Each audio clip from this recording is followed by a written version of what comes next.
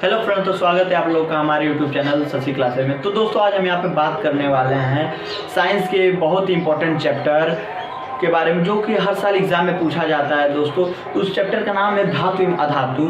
तो फ्रेंड्स धातु एवं अधातु, मेटल एंड नॉन मेटल के आज हम विषय में बात करेंगे इस वीडियो में। तो फ्रेंड्स हम मेटल और नॉन मेटल के विषय में बात करने पहले जानते हैं तत्व किसे कहते हैं। तत्व पदार्थ का वह मूल रूप है, तत्व पदार्थ का वह मूल रूप है, वह छोटा रूप है जिसे रासायनिक प्रक्रिया द्वारा अन्य सरल पदार्थ द्वारा विभाजित नहीं किया जाता। अन्य सरल पदार्थ द्वारा उसे विभाजित नहीं किया जा सकता, उसे हम क्या बोलते हैं? तत्व बोलते हैं। वर्तमान में देखिए, अब ये सुनिए, वर्तमान में 100 से ज़्यादा तत्व हम सबको ज्ञात हैं। वर्तमान में 100 से ज़्यादा तत्व हम सबको ज्ञात है, जिसमें 92% तत्व हैं वो नेचुरल है, प्राकृतिक की देन है, और बाकी जो है वो मैन मेड है, मानव निर्मित है। तो जैसे मान लीजिए चलिए हम देखते हैं मानव निर्मित क्या था। मानव निर्मित में हो गया बोरान, हो गया सिलिकॉन, हो गया, ये सब है मानव निर्मित। और हम बात करते हैं नेचुरल की, नेचुरल से जो हमें तत्व ज्ञात है। तो नेचुरल से तत्व जो हमें मिले हुए हैं उनका हो गया हाइड्रोजन, हो गया सोडियम, हो गया हाइड्रोजन, हो गया नाइट्रोजन, हो गया सॉरी बोल देते हैं। तो चलिए ये हो गया। अब हम यहाँ पर क्लियर हो गए कि क्या कहते हैं 92 तत्व जो प्राकृतिक हैं। तो प्राकृतिक में कौन सा हो गया? हाइड्रोजन, नाइट्रोजन, ये हो गया प्राकृतिक। और जो 8 है 100%, हम 100 मानते हैं, 100% हमें गया, 100 से ज़्यादा ही हमें ज्ञात है तो हम वो मान लेते हैं। तो हो गया मान निर्मित क्या कहते हैं, ये हो गया बोरान, हो गया सिलिकॉन, हो गया ये सब। तो चलिए अब देखते हैं वर्गीकरण। अब हम देखते हैं तत्वों का वर्गीकरण, ठीक है। तो वर्गीकरण देखिए, वर्गीकरण में क्या तत्वों का वर्गीकरण में 3 बना है: धातु मेटल, अधातु नॉन मेटल, और उपधातु मेटलॉइड, ठीक है। ये 3 है हमारे। इसी तीनों को हमें डिफरेंट पता करना है, हम कैसे पहचाने। कई बच्चों तो पहचान नहीं पाते हैं, बोलते हैं सर हमें मेटल और नॉन मेटल पहचान में नहीं आता, हमें उनके गुण नहीं मालूम है। तो उसी को डाउट को क्लियर करने के लिए हम ये वीडियो लाए हैं, तो बने रहिए हमारे वीडियो के साथ। तो देखिए पहले मेटल में जो होता है धातु में आघातवर्धता होती है, ठीक है। और यही जो होता है अधातु में आघातवर्धता नहीं होती है। ये सीधी सी बात है, जो धातु में होती है वो अधातु में नहीं होगी। और यहाँ पे देखिए तन्यता मतलब क्या होता है? तन्यता किसी चीज को खींचकर तार के रूप में बदला जाता है, उसे हम तन्यता बोलते हैं। तो देखिए तन्यता देखिए, अब ये हो गया तन्यता। और यहाँ पे अधातु में तन्यता नहीं होती है। अधातु कैसे मान लेते हैं? लकड़ी हो गया, अधातु में लकड़ी, हाइड्रोजन हो गया, ऑक्सीजन हो गया, ब्रोमीन हो गया, आयोडीन हो गया, ये सब के हम तार नहीं बना सकते। मगर देखिए वहीं अगर हम बात करें धातु की, मेटल की, तो मेटल में सोना, चांदी, तांबा, ये सब आते हैं। तो इन सब के तार बनते हैं, आप सबके घर में भी इस्तेमाल हुए होंगे तार। तो वही होते हैं तन्यता मतलब खींच के उसे तार में बदलना।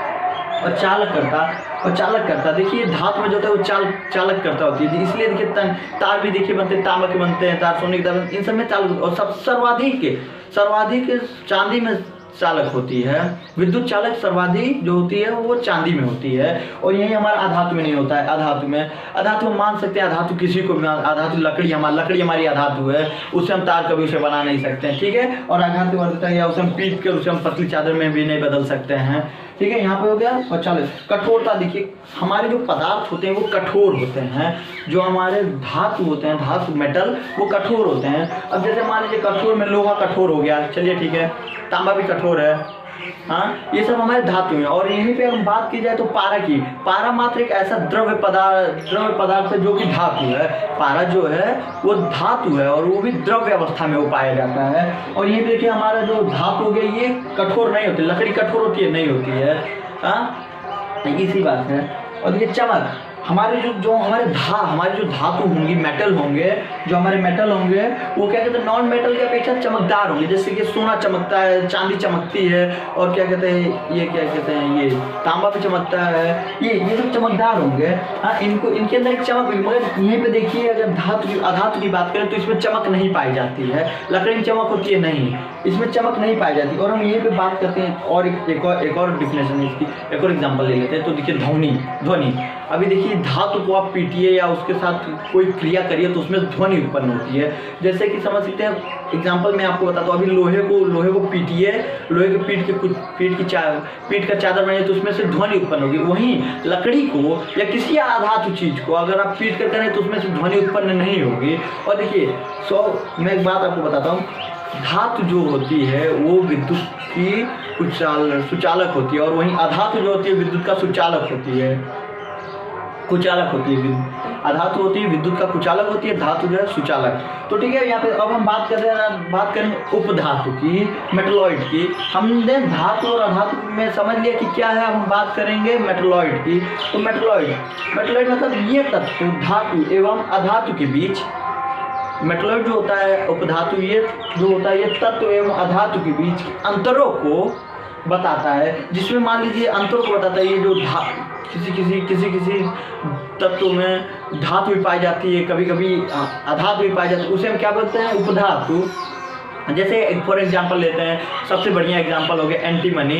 एंटीमनी जो है उपधातु, क्योंकि उसमें देखिए धातु भी पाए जाते हैं और अधातु भी, इसलिए उसका सबसे बढ़िया एंटीमनी हो गया। तो हम यहाँ पे बात करते हैं, देखिए अब उपधातु में कैसे आ गया, बोरान आ गया, और बोरान, और इसमें क्या आ गया, सिलिकॉन आ गया, ETC, एंटीमनी, ये सब आ गए। ठीक है फ्रेंड्स, तो हम बात करें, अब हम आपको एक बार और रिवाइज करते चलते हैं। तो देखिए रिवाइज करने का मतलब, धातु तत्व पदार्थ का वह मूल रूप है जिसे रासायनिक प्रक्रिया द्वारा अन्य सरल पदार्थ द्वारा विभाजित नहीं किया जा सकता। आप समझिए, अन्य सरल पदार्थों द्वारा उसे विभाजित नहीं किया जाता, उसे हम क्या बोलते हैं, तत्व बोलते हैं, तत्व। और वर्तमान में हमें 100 से ज़्यादा तत्व हमको ज्ञात हैं। तो जो ज्ञात है, तो उसमें से जो है 92% जो है वो नेचुरली है, प्राकृतिक देन है, और जो बाकी महज है वो मानव निर्मित या मैन मेड बोल सकते हैं। तो हमने आपको बताया था 92 प्राकृतिक जो था, तो इसमें से मान लीजिए हम फॉर एग्जांपल आपको देते हैं, हाइड्रोजन हो गया, नाइट्रोजन हो गया, और जो ये 8 है तो इसमें से ये हो गया ब्रोमीन हो गया, और सिलिकॉन हो गया, ये सब मानव निर्मित, मतलब समझ सकते हैं। देखिए हम आपको बता दें, कई गैसें होती है जो मानव निर्मित हो जाती हैं, वैसे ही। तो अभी हम यहाँ पे वर्गीकरण की बात करते हैं। वर्गीकरण, धातु और अधातु हमने आपको बताया, धातु विभाजित करते चलते, अधात्य वर्जिता, धातु में अधात्य वर्जित होती है, उसे पीट कर किसी चादर के रूप में बदला जा सकता है, वही क्या कहते हैं, अधातु में नहीं होती है। और वही देखिए तन्यता, धातु को किसी खींच कर पतली तार के रूप में बदला जा सकता है, वहीं अधातु को नहीं बदला जा सकता है। और चालकता, मैंने आपको बताया विद्युत जो होता है, जो ये धातु जो होता है विद्युत का सुचालक है, और यही अधातु जो है विद्युत का कुचालक है, मैंने ये भी आपको बता दिया था। चलिए कठोरता, मैंने बताया धातु जो होती है वो कठोर होती है, लोहा हो गया, जैसे सोना हो गया, ये हो गया, ये सब कठोर चीज़ें हैं। अधातु जो होंगी वो कठोर नहीं होंगी, लकड़ी कठोर नहीं है। फॉर एग्जाम्पल सबसे बढ़िया इसका लकड़ी होता है, हाँ कहीं भी आप देखिए। और चमक, मैंने बताया कि धातु में चमकदार होती हैं, वहीं अधातु नहीं होती। और हम बात करें ध्वनि की, तो ध्वनि वही है, ध्वनि भी हमारे धातु में ध्वनि होती है, अधातु में नहीं होती है। क्योंकि देखिए कभी भी आप देखे होंगे, लोहे की चादर को पीटो तो आवाज़ आती है, तांबे की चादर को पीटो तो तांबे की आवाज़ आती है, वहीं लकड़ी को काटने में उतनी आवाज़ नहीं आती है जितने उसके अनुपात। ठीक है, तो ये भी अगर हम उपधातु की बात करें तो ये तत्व धातु अधातु के बीच के अंतरों को दर्शाते हैं, जैसे हमने आपको बताया था एंटीमनी इसका सबसे बढ़िया एग्जाम्पल है।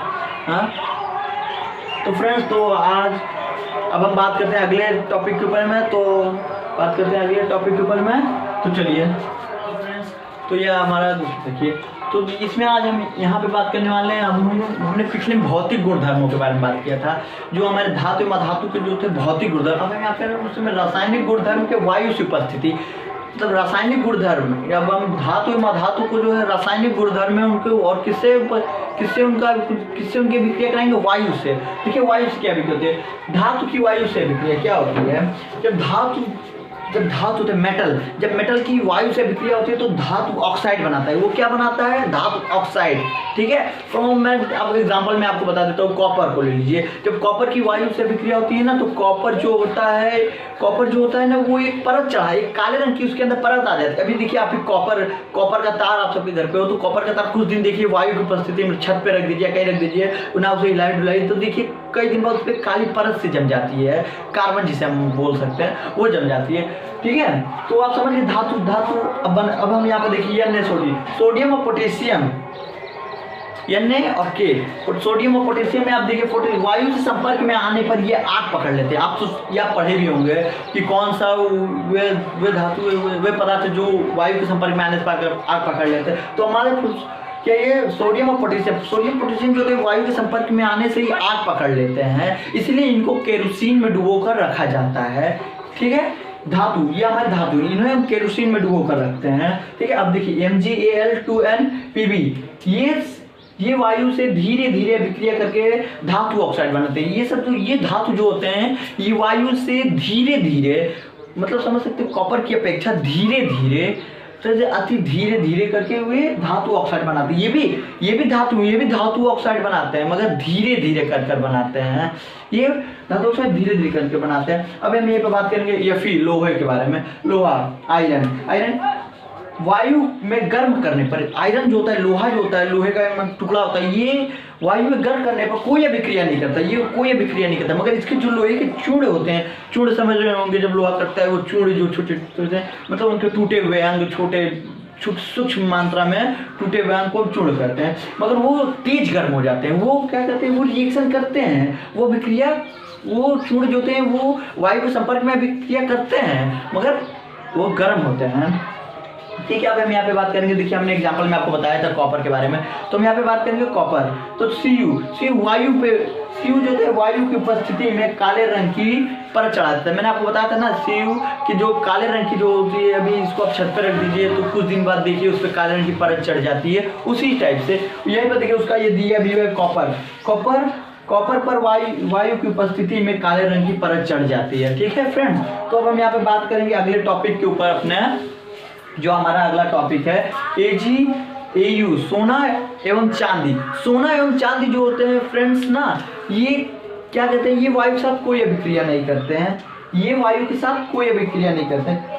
ठीक है, तो चलिए अब हम बात करते हैं उदासीनीकरण अभिक्रिया की। ठीक है, तो यहाँ पर ये उभयधर्मी ऑक्साइड, तो उभयधर्मी ये जो धातु होते हैं फ्रेंड्स, ये जो धातु होते हैं ये वायु के संपर्क में आने से ही तुरंत उसे वायु ऑक्साइड में बदलने रहते हैं तथा क्षार दोनों, ये अम्ल और क्षार दोनों में परिवर्तन लाते रहते हैं। उभयधर्मी ऑक्साइड ये क्षार एवं अम्ल में दोनों में परिवर्तन लाते रहते हैं। ठीक है, तो इनका यही काम होता है। उत्पाद, जैसे मान लीजिए हमारा उत्पाद जो हुआ, हम यहाँ पे एग्जांपल में बता देते हैं। H हो गया, H2O इज इक्वल टू यहाँ पर, तो यहाँ पर हमारा H2O से उत्पाद क्या मिला, हमको जल मिला।